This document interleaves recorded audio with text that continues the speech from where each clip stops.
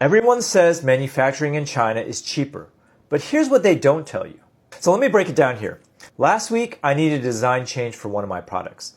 And if I still used my Chinese supplier, that would have taken 3 months and a ton of midnight Zoom calls. So for this particular product line, I chose to use a US supplier. And we had a new prototype approved and delivered within 72 hours. And it was at that moment that changed how I thought about cheap products. So if you think that China is cheap, let's just do some math here. Manufacturing in China is about $5 a unit and the lead time is 4 months. I need to order 2,400 units to not run out of stock, so my upfront cost is about $12,000. But if something goes wrong with that shipment, if there's any defects, I'm pretty much stuck.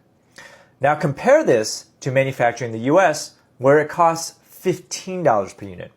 But the lead time is only 2 weeks, and I only need to order 100 units to avoid going out of stock because the shipping times and the processing times are so much faster. So I get fast changes, fast delivery, no midnight calls, and it only ties up $1,500. So would you rather tie up $12K or $1,500?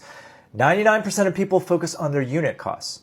But the smart operators also take into consideration cash flow, agility, and speed. So if you're just launching a new product, you want to be able to test new ideas quickly. You want to be able to reduce risk. So you may want to consider stopping dealing with endless back and forth and broken English with a Chinese supplier and have the ability to respond to actual customer demand, not guess what's going to be popular months in advance.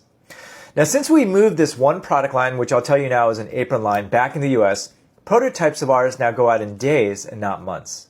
And as a result of that, we don't have to sit on any dead inventory. We operate with confidence and speed, and our mental health is a lot better.